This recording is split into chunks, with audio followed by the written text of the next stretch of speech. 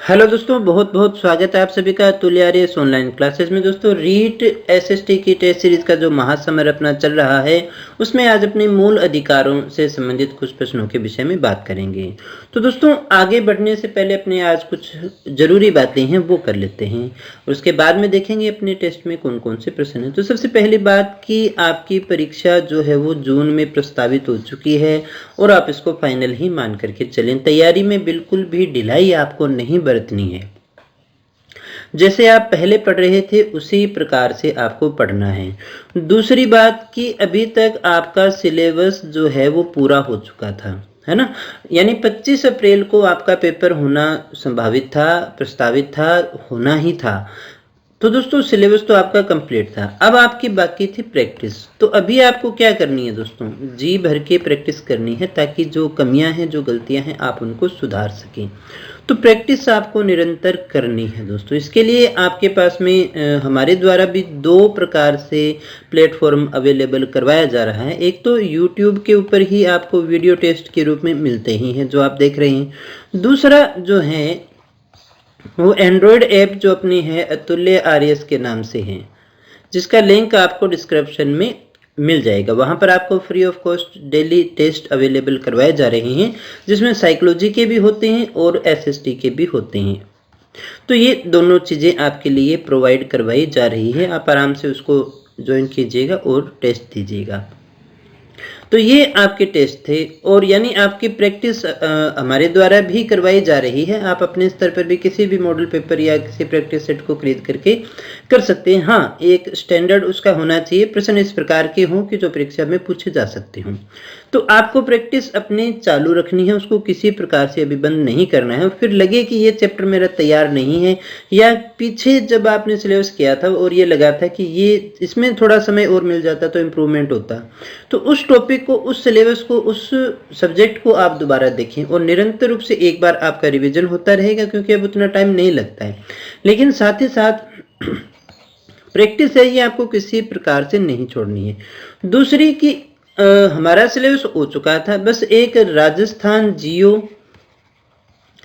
और जो अपना कल्चर था, इसकी एक तो आपको पीडीएफ प्रोवाइड नहीं करवाई गई थी। तो पीडीएफ पे आज ही आपको राजस्थान जियो की तो आज ही मिल जाएगी, क्योंकि हमने उसको उन टॉपिक्स को दोबारा भी किया है जो पढ़ने में आपको बहुत ज़्यादा टाइम लगता है। दोस्तों, राजस्थान जियोग्राफी और कल्चर एक इस प्रकार के टॉपिक हैं, जब आप इनको पढ़ते हैं, जैसे भौतिक प्रदेश भी पढ़े, तो बहुत ज़्यादा हो जाता है।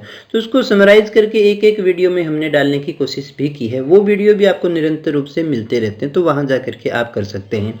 दूसरा कि आपको सिलेबस कहाँ मिलेगा, तो एक तो न्यू सिलेबस की प्लेलिस्ट है, वहाँ जा करके देख सकते हैं। दूसरा, हमने जो मास्टर वीडियो बनाई है दोस्तों, वो भी काफ़ी ज़्यादा उपयोगी है, और वो इसीलिए बनवाए गए थे क्योंकि हमने जो सिलेबस किया था वो पहले किया था, और उसमें पुराने सिलेबस के अनुसार हमारा सिलेबस वहाँ पे शो होता है। लेकिन मास्टर वीडियो वो बिल्कुल नए सिलेबस के हिसाब से है, सीरियल वाइज सारे वीडियो वहाँ पर दे दिए गए हैं, तो आप उनके द्वारा सिलेबस को पूरा कर सकते हैं। जल्दी ही आपको साइकोलॉजी के भी मास्टर वीडियो मिल जाएंगे ताकि आपको सिलेबस पूरा करने में आसानी रहे।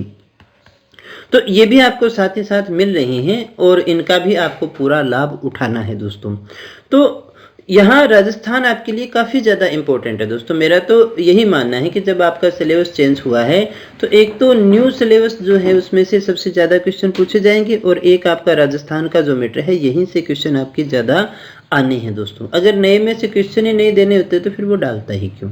तो एक तो ये आपको चालू रखना है, यानी प्रैक्टिस किसी भी प्रकार से हो। एक तो चाहे आप जो मॉक टेस्ट है उसके द्वारा कर सकते हैं, या फिर आप वीडियो टेस्ट के द्वारा कर सकते हैं। अब वीडियो टेस्ट के अंदर जो आपको प्रोवाइड करवाया जा रहा है, अभी जो अपनी क्लासेज चल रही है, 2 क्लासेज होती है। एक 10 बजे सुबह होती है और एक 10 बजे रात को होती है। दोनों टाइम 2 क्लासें आती हैं। सुबह जो आती है वो एसएसटी की होती है, शाम को जो आती है वो साइकोलॉजी की होती है, और संडे और सैटरडे को हिंदी इंग्लिश की क्लासें भी आपके लिए होती है, जिसमें कुछ प्रश्न आपको करवाए जाते हैं। अब यहाँ पर मैं थोड़ा सा चेंज जो करने जा रहा हूँ वो एसएसटी के सिलेबस में करने जा रहा हूँ। यहाँ देखिएगा, इन दोनों के ही टॉपिक वाइज सिलेबस अपने पहले भी हो चुका था, सारे टॉपिक वाइज कर रहे थे। ये जो अपने टेस्ट चल रही हैं साइकोलॉजी के, तो यूनिट वाइज चल रही हैं, यानी पूरी यूनिट का टेस्ट लेते हैं अपने, तो कोई दिक्कत नहीं है। यानी एक वीक में अपने एक यूनिट को देख रहे हैं तो आराम से हो जाएगा। अभी अपनी बाल विकास वाली यूनिट चल रही है दोस्तों, तो यहाँ आपको यूनिट वाइज वीकली टेस्ट मिल रही हैं तो आप उनको करते रहें, कोई दिक्कत नहीं है। अब ये जो टेस्ट चल रही हैं ये टॉपिक वाइज है ना, तो पहले भी अपने टॉपिक वाइज टेस्ट कर चुके हैं और जो मुझे महसूस हुआ कि टॉपिक वाइज टेस्ट में अपने कर भी चुके हैं, इंटरेस्ट भी थोड़ा सा कम रहता है। दूसरी बात ये भी रहती है कि मान लीजिएगा अभी पॉलिटी का टेस्ट है और किसी को पॉलिटी बड़ी अच्छे से आती है, तो पॉलिटी के पेपर में तो आपको ये लगेगा कि 20 में से 20 क्वेश्चन आ रहे हैं मुझे, मतलब मेरी तैयारी तो बहुत अच्छी है। लेकिन आपको हिस्ट्री याद नहीं है, आपको टीचिंग मेथड याद नहीं है, आपको ज्योग्राफी याद नहीं है, तो फिर आपका आकलन जो है वो सही ढंग से नहीं हो पा रहा। तो इसलिए ये जो डेली टेस्ट है अपने एसएसटी वाले हैं, इनको अपने करने जा रहे हैं पूरे सिलेबस से। ये आपको क्वेश्चन मिलेंगे इसमें पूरे सिलेबस में से कहीं से भी कुछ भी पूछा जा सकता है, क्योंकि सिलेबस आपका हो चुका है, नंबर एक बात। दूसरा, आपको ये पता चलेगा कि किस प्रकार के क्वेश्चन आपसे पूछे जा सकते हैं और सही मायने में आपका जो इम्प्रूवमेंट है वो भी आपको पता चलेगा कि आज अपने जितने क्वेश्चन करते हैं कल भी उतने ही रहते हैं क्या, परसों उतने ही रहते हैं क्या, ताकि आपको सही ढंग से तैयारी का पता चल पाए कि आपकी तैयारी कितनी है। तो इसको अपने पूरे सिलेबस पे करने जा रहे हैं दोस्तों। तो कल से जो आपका टेस्ट होगा एसएसटी का होगा वो पूरे सिलेबस में से होगा और कोशिश की जाएगी कि जो भी अपने इम्पोर्टेंट क्वेश्चन हैं गैस के रूप में आपको दिए जाएं, ताकि वहां करने में आसानी रहे। और जो प्रश्न आपको यहाँ दिए जाएं जो आपका गलत हो, उसके आसपास की चीज़ों को आप दिन में देख लें। एसएसटी का इसीलिए सुबह सुबह दिया जाता है ताकि आपको पता चल जाए आपकी कमजोरी कौन से पोर्शन में है और उस पोर्शन को आप तैयार कर सकें। तो पूरे सिलेबस से होगा। आपको करना क्या है, मैं तो मेरी तरफ से देखिएगा अपने अनुभव के अनुसार आपको सलाह दे सकता हूँ। सिर्फ मानना न मानना आपके ऊपर है। आपने 20 क्वेश्चन दिए, 20 क्वेश्चन में से जो क्वेश्चन आपका गलत है, इट मीन्स वो आपका तैयार नहीं है, वो आपको नहीं आता।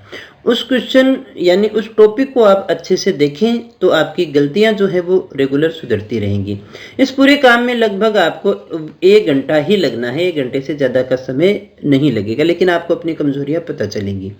और उसके बाद में पूरा दिन है आपके पास में, आप जिस प्रकार से सिलेबस को रेगुलर कर रहे हैं उसको आपको रेगुलर रखना है दोस्तों। तो उम्मीद करता हूं दोस्तों आपको हमारा ये प्रोग्राम अच्छा लग रहा होगा। पूरी तरह से आपको तैयार किया जाएगा, किसी प्रकार की चिंता न करें दोस्तों। तो दोस्तों फिर भी अगर आपको किसी प्रकार के सुधार या कोई आपकी क्वेरी हो, कुछ सुझाव हो, तो आप हमें कमेंट करके बता सकते हैं। बिल्कुल मैं सारे कमेंट देखता हूं, लगभग सबका रिप्लाई होता है और आपके अनुसार, क्योंकि क्लासेज आपके लिए है तो उसमें सुधार भी किया जाता है दोस्तों। तो दोस्तों अगर आपको ये प्रोग्राम अच्छा लग रहा हो तो वीडियो को लाइक जरूर कर दिया कीजिए, दोस्तों तक पहुंचाएं ताकि उन्हें भी लाभ हो सके और अपना परिवार जो है ये थोड़ा और बड़ा हो सके दोस्तों। तो चलिएगा, आज के लिए इतनी ही ज़रूरी बातें थी, सारी मैंने आपको बता दी। जो चेंज हुआ है यानी एसएसटी का जो सिलेबस है वो पूरे सिलेबस में से आपसे पूछे जाएंगे। साइकोलॉजी का जो टेस्ट होता है वो आपका यूनिट वाइज होता है, वो वैसे ही कंटिन्यू रहेगा दोस्तों।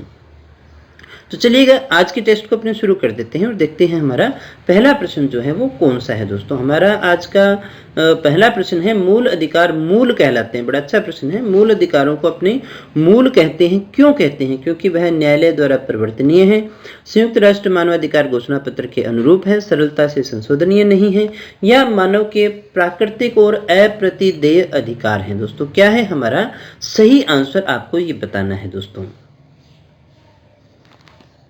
बताइएगा फटाफट से। तो दोस्तों हमारा जो सही आंसर है वो है नंबर 4। दोस्तों ये मानव के प्राकृतिक अधिकार है, यानी मानव होने के नाते उसको जो अधिकार मिलने चाहिए, जो मूल अधिकार हैं, वो इसीलिए मूल कहलाते हैं दोस्तों। तो ये हमारा 3 नंबर ऑप्शन जो है वो बिल्कुल 4 नंबर जो ऑप्शन है वो बिल्कुल सही है। अगले प्रश्न को देखते हैं हम। अगला हमारा प्रश्न है, मौलिक अधिकारों को लागू करने का दायित्व किसके ऊपर है दोस्तों? उच्चतम न्यायालय यानी सुप्रीम कोर्ट पर है, हाई कोर्ट पर है, उच्च न्यायालय पर है, दोनों पर है, या फिर भारत के मुख्य न्यायाधीश पर है? दोस्तों किस में है दोस्तों? मौलिक अधिकारों को लागू करने का दायित्व जो है वो किसके पास में है? उच्चतम न्यायालय के पास में है, उच्च न्यायालय के पास में, उपर्युक्त दोनों पर है, और भारत के मुख्य न्यायाधीश पर है दोस्तों क्वेश्चन आपके सामने हमेशा छांट कर लाए जाते हैं, अच्छे क्वेश्चन लाए जाते हैं जो परीक्षा से यानी रीट की परीक्षा की दृष्टि से इंपॉर्टेंट है। वही ऐसे नहीं कि कहीं से कुछ भी उठाया और कुछ भी डाल दिया दोस्तों। तो इसलिए इन क्वेश्चन को थोड़ा सा ध्यान से देखा कीजिएगा। बताइए क्या आंसर होगा। तो दोस्तों सही आंसर होगा हमारा नंबर 3, यानी हाई कोर्ट और सुप्रीम कोर्ट दोनों ही लागू करवाते हैं, दोनों में ही रिट जारी की जा सकती है दोस्तों। आगे देखिए, हम संविधान में उद्घोषित मौलिक अधिकारों में संशोधन किया जा सकता है केवल। अब देखिएगा, हमारा ये प्रश्न है कि मौलिक अधिकार जो है, मूल अधिकार जो है संविधान के द्वारा दिए गए हैं, तो क्या उनमें संशोधन किया जा सकता है। हाँ जी, संशोधन किया जा सकता है। लेकिन अब प्रश्न ये है कि वो संशोधन कौन कर सकता है। क्या राष्ट्रपति कर सकता है, सर्वोच्च न्यायालय कर सकता है, या फिर संसद कर सकती है, या राष्ट्रपति और सर्वोच्च न्यायालय दोनों मिलकर के कर सकते हैं। दोस्तों क्या है हमारा सही आंसर, बताइएगा फटाफट से, सही आंसर हमारा क्या होगा। तो चलिएगा दोस्तों, सही आंसर चेक करते हैं। सही आंसर हमारा नंबर 3, यानी संसद जो है वो ही कानून बनाने का अधिकार उसके पास में है। संविधान में संशोधन करना है तो कौन करेगा दोस्तों, वो संसद ही करेगी। न्यायालय उसको सही या गलत ठहरा सकती है, उसका पुनरावलोकन कर सकती है, लेकिन सर्वोच्च न्यायालय कानून नहीं बनाता है, वो बनाए गए कानून को चेक कर सकती है। तो कानून बनाने का अधिकार किसके पास में है, भारत की संसद के पास में है। तो यही हमारा सही आंसर होगा। अगला हमारा अच्छा प्रश्न है, मौलिक अधिकारों के निलंबन का आदेश कौन दे सकता है। यानी निलंबन का जो आदेश है वो किसके द्वारा जारी किया जा सकता है, राष्ट्रपति के द्वारा, सर्वोच्च न्यायालय के द्वारा, संसद के द्वारा, या इन दोनों के द्वारा किया जाता है। यानी पहला क्वेश्चन तो ये कि मौलिक अधिकारों का निलंबन किया जा सकता है। हाँ जी, किया जा सकता है। तो इसका आदेश कौन जारी करेगा, राष्ट्रपति, सर्वोच्च न्यायालय, संसद, या फिर दोनों करेंगे। सही आंसर क्या होगा दोस्तों, चलिए चेक करते हैं। सही आंसर होगा हमारा नंबर 1, वो राष्ट्रपति के द्वारा जारी किया जाता है, राष्ट्रपति आदेश देता है। अगले प्रश्न को देखते हैं, मौलिक अधिकारों का प्रमुख उद्देश्य क्या है। मौलिक अधिकार जो हैं उनका मुख्य उद्देश्य क्या है, किस लिए हमारे संविधान में जोड़े गए। समाज के समाजवादी ढांचे को बढ़ावा देने के लिए, व्यक्तिगत स्वतंत्रता को सुनिश्चित करने के लिए, न्यायपालिका की स्वतंत्रता को सुनिश्चित करने के लिए, या उपयुक्त सभी को सुनिश्चित करने के लिए। मौलिक अधिकार जब हमने बनाए तो उनका मुख्य उद्देश्य क्या है। आराम से सभी ऑप्शन को पढ़िएगा, पूरा लॉजिक लगा करके आंसर देने की कोशिश कीजिएगा। क्या होगा हमारा सही आंसर, आइए चेक करते हैं। सही आंसर होगा हमारा नंबर 2, यानी ये व्यक्तिगत जो हमारी स्वतंत्रता है उसको सुनिश्चित करने का कार्य करता है। अगला प्रश्न है हमारा, भारतीय संविधान के छुआछूत उन्मूलन का उल्लेख किस अनुच्छेद में। बहुत ही मोस्ट इंपोर्टेंट क्वेश्चन है दोस्तों, रीट लेवल पे सबसे ज्यादा पूछे जाने की संभावना है, और वैसे भी ये आपको याद होना चाहिए। 14, 16, 17 और 21। छुआछूत यानी अस्पृश्यता का निषेध करता है, इस प्रकार से भी पूछा जा सकता है। ये छुआछूत उन्मूलन से संबंधित है, ऐसे भी पूछा जा सकता है। क्या है दोस्तों सही आंसर, फटाफट से बताने की कोशिश कीजिएगा, इनमें से सही आंसर हमारा क्या होगा। तो दोस्तों सही आंसर होगा अनुच्छेद 17 जो है वो अस्पृश्यता का निषेध करता है, छुआछूत उन्मूलन से संबंधित है। भारत में समाचार पत्रों का स्वातंत्र्य किस अनुच्छेद के अंतर्गत है। अनुच्छेद 19(1) क में विशेष रूप से उपबंधित है। अनुच्छेद 19(1) क में प्रत्याभूत अभिव्यक्ति के व्यापक स्वातंत्र्य में निहित है। संविधान के अनुच्छेद 361 क के उपबंधों द्वारा प्रत्याभूत है। देश में विधि के शासन के प्रवर्तन से ही उद्भूत है। दोस्तों क्या होगा हमारा सही आंसर, फटाफट से चेक करके बताइएगा। तो दोस्तों हमारा जो सही आंसर है वो है नंबर 1, संविधान के अनुच्छेद 19(1) क में है और विशेष रूप से उपबंधित इसको किया गया है। दोस्तों अगले प्रश्न को देखिएगा, स्वतंत्रता का अधिकार संविधान के किन अनुच्छेदों में वर्णित है। स्वतंत्रता का अधिकार ये कौन से अनुच्छेदों में है। 14 से 18, 19 से 22, 23 से 24, 25 से 30। एक तो ये आपको अच्छे से याद होना चाहिए दोस्तों, ये कि कौन से में स्वतंत्रता का अधिकार है, कौन से में समानता का अधिकार है, ये सारे आपको अच्छे से याद होने चाहिए। कौन से आर्टिकल से कौन से आर्टिकल के बीच में, कम से कम पहले ये याद करें। चेक करते हैं, सही आंसर हमारा होगा नंबर 2, 19 से 22 के अंदर। तो 19 से 22 जो है स्वतंत्रता के अधिकारों को उल्लेखित करता है। अगले प्रश्न को देखें, भारतीय संविधान का कौन सा अनुच्छेद व्यक्ति के विदेश यात्रा के अधिकार को संरक्षण प्रदान करता है। जीवन जीने की स्वतंत्रता जैसे अधिकार हैं जो हमें मिलते हैं, विदेश यात्रा के अधिकार को संरक्षण प्रदान करता है। दोस्तों कौन सा है, 14 है, 19 है, 21 है, 25 है, कौन सा अनुच्छेद होगा दोस्तों, यानी जिसके अनुसार अपने विदेश यात्रा कर सकते हैं। तो दोस्तों सही आंसर हमारा होगा नंबर 3 अनुच्छेद 21 के अंतर्गत आता है। अगले प्रश्न को देखते हैं। निम्न में से किस अनुच्छेद में कहा गया है कि किसी भी व्यक्ति को एक ही अपराध के लिए एक से अधिक बार अभियोजित एवं दंडित नहीं किया जा सकता। एक ही अपराध के लिए ना, अलग अलग अपराध के लिए हो सकता है, लेकिन एक ही अपराध के लिए उसको एक से अधिक अभियोजन नहीं लगाया जा सकता और दंड नहीं दिए जा सकते। क्या होगा दोस्तों हमारा सही आंसर? 14, 20, 21, 25 क्या होगा दोस्तों सही आंसर हमारा? फटाफट से बताइएगा। चलिए चेक करते हैं। सही आंसर होगा हमारा नंबर 2 अनुच्छेद 20 में कहा गया है। अगले प्रश्न को देखिएगा। धार्मिक स्वतंत्रता का अधिकार किसमें है? बड़ा अच्छा प्रश्न है। धार्मिक स्वतंत्रता का अधिकार जो है वो कौन से अनुच्छेद में? 14 से 18, 19 से 22, 23, 24 या फिर 25 से 28? फटाफट से बताइएगा क्या होगा सही आंसर। दोस्तों चाहे आपको नहीं आता हो, गलत आता हो, कमेंट जरूर करें, तभी आपको पता चलेगा क्या सही है क्या गलत है, और आप सीख भी पाएंगे। दोस्तों सही आंसर हमारा वो है नंबर 4 अनुच्छेद 25 से 28। अगले प्रश्न को देखें। संविधान द्वारा प्रदत्त धार्मिक अधिकार जो हैं उस पर किन आधारों पर सरकार जो है वो प्रतिबंध लगा सकती है? धार्मिक अधिकारों पर सरकार प्रतिबंध लगा सकती है, लेकिन किन आधार पर? स्वास्थ्य के आधार पर, सदाचार या लोक व्यवस्था के आधार पर? किन आधार पर प्रतिबंध लगा सकती है? क्या होगा दोस्तों सही आंसर? तो दोस्तों चेक करिएगा सही आंसर क्या होगा। इनमें से केवल 3 होगा, यानी इन तीनों में से आपको छांटना है ना। केवल 3 होगा, 1, 2, 3 होंगे, 1, 3 होंगे, 1 व 2 होंगे। बताइएगा फटाफट से आंसर क्या होगा हमारा। चलिएगा दोस्तों चेक करते हैं। सही आंसर होगा हमारा नंबर 2, यानी ये तीनों ही इसमें शामिल होंगे दोस्तों। ये भी है, ये भी है, ये भी है। भारतीय संविधान का कौन सा अनुच्छेद अल्पसंख्यकों को अपनी मनपसंद शिक्षण संस्थाओं को स्थापित करने और संचालित करने का अधिकार व संरक्षण प्रदान करता है? यानी किस अनुच्छेद के अंतर्गत अल्पसंख्यक जो है वो अपने स्कूल खोल सकते हैं, संस्था खोल सकते हैं, उनको संचालन कर सकते हैं, संरक्षण प्राप्त होता है? 14, 20, 26 और 30 क्या होगा दोस्तों हमारा सही आंसर?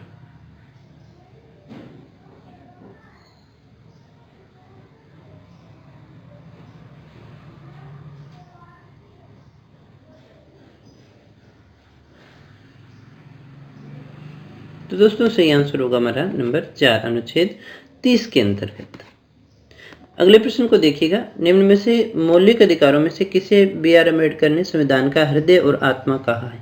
बहुत ही इम्पोर्टेंट, मैं ये कहूँ मोस्ट इम्पोर्टेंट है, तो आप इस बात को मान लीजिएगा। धार्मिक स्वतंत्रता का अधिकार है, संवैधानिक उपचारों का अधिकार है, संपत्ति का अधिकार है या फिर शिक्षा का अधिकार है? क्या है दोस्तों हमारा सही आंसर? क्या होगा दोस्तों सही आंसर? चेक करिएगा। सही आंसर होगा हमारा नंबर 2 संवैधानिक उपचारों का अधिकार। अगले प्रश्न को देखिएगा। मौलिक अधिकारों को लागू करने के लिए निम्न में से किसी न्यायालय के द्वारा जारी किया जा सकता है? धार्मिक स्वतंत्रता का अधिकार, डिक्री, अध्यादेश, समादेश, रिट। यानी मौलिक अधिकार लागू नहीं हो पा रहे हैं तो न्यायालय किसको जारी करेगा दोस्तों? धार्मिक स्वतंत्रता के अधिकार को, डिक्री को, अध्यादेश को, समादेश यानी रिट जारी कर सकते हैं। तो दोस्तों सही आंसर होगा हमारा नंबर 4। वो क्या करता है दोस्तों? रिट जारी करता है। 5 प्रकार की रिट जारी की जाती है। अगला प्रश्न देखिएगा। मौलिक अधिकारों को लागू करने के लिए निम्न में से न्यायालय द्वारा जारी किया जा सकता है? दोस्तों सेम ही क्वेश्चन आ गया तो आंसर भी सेम ही हो जाएगा। अगले को देख लेते हैं। चलिएगा। निम्न में से किस स्थिति में बंदी प्रत्यक्षीकरण याचिका को जारी किया जाता है? संपत्ति की हानि, अतिरिक्त कर की वापसी, दोषपूर्ण पुलिस नजरबंदी या भाषण की स्वतंत्रता का उल्लंघन?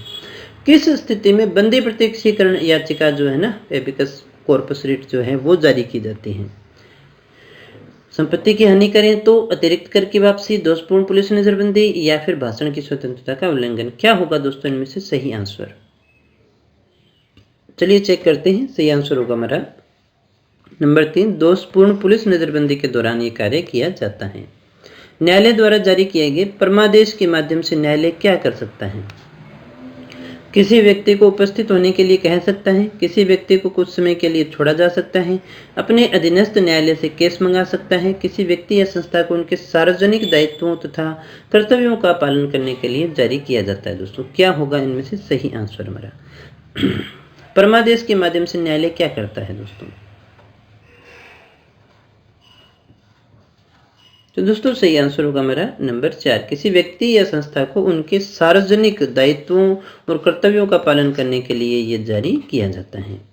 कोई अपने दायित्व और कर्तव्यों को पूरा नहीं कर रहा है तो उसे परमादेश जारी किया जाता है।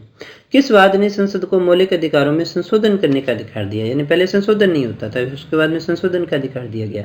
केशवानंद भारतीवाद, राजनारायण बनाम, इसको बनाम कर लीजिएगा, इंदिरा गांधीवाद, गोलकनाथवाद, सज्जन कुमारवाद। क्या होगा दोस्तों हमारा सही आंसर? तो दोस्तों हमारा सही आंसर होगा नंबर 1 केशवानंद भारतीवाद। अगले प्रश्न को देखिएगा, 17 और 18 में क्या व्यवस्था की गई है? सामाजिक समानता की है, आर्थिक समानता की है, राजनीतिक समानता की है या फिर धार्मिक समानता की है? बहुत ही अच्छा प्रश्न है। 17 व 18 किस चीज का उल्लेख करता है दोस्तों? तो दोस्तों हमारा जो सही आंसर है वो है नंबर 1 सामाजिक समानता की बात करता है। तो दोस्तों ये थे हमारे आज के प्रश्न। एक बार फिर से आपको बता देता हूँ, कल से जो आपके टेस्ट होंगे वो पूरे सिलेबस पर आधारित होंगे। सारे सिलेबस में से आपसे इंपॉर्टेंट क्वेश्चन पूछे जाएंगे दोस्तों, और वहीं आपको चेक करना है कि देखें आपने कितना याद किया है। कोई कमी होगी तो अपने उसमें सुधार करेंगे। यदि हमें किसी टॉपिक के स्पेशली क्वेश्चन एमसीक्यूज बनाने की आवश्यकता होगी तो वो आपको बता दिया जाएगा। टेलीग्राम चैनल से आप जरूर जुड़िएगा, वहाँ पर आपको रेगुलर इन्फॉर्मेशन अपडेट होती है, पीडीएफ वगैरह आपको वहीं मिलती है दोस्तों। तो आप टेलीग्राम चैनल पे जाएं, लिंक आपको सारे डिस्क्रिप्शन में दिए गए हैं। आप एंड्रॉयड एप्लीकेशन को डाउनलोड करें, वहाँ फ्री टेस्ट भी दे सकते हैं। सारी सुविधाएं आपके लिए उपलब्ध है दोस्तों। तुल्य आर्य संस्थान पूरी तरह से रीट के विद्यार्थियों के साथ और बिल्कुल निःशुल्क शिक्षा व्यवस्था अवेलेबल करवा रहा है, और पूरा अच्छा जितना ऑफलाइन में होता है उससे ज़्यादा ही कंटेंट आपको यहाँ पर प्रोवाइड करवाया जा रहा है। तो दोस्तों उम्मीद करता हूँ आपको हमारा ये प्रयास अच्छा लगा होगा। अगर अच्छा लगे तो फिर इसे लाइक करना, दोस्तों को बताना जरूर, ताकि उन्हें भी लाभ हो सके दोस्तों। तो मिलते हैं नेक्स्ट वीडियो में कुछ और नए प्रश्नों के साथ, कुछ और नई जानकारी के साथ। तब तक बने रहिए हमारे साथ। Thank you very much.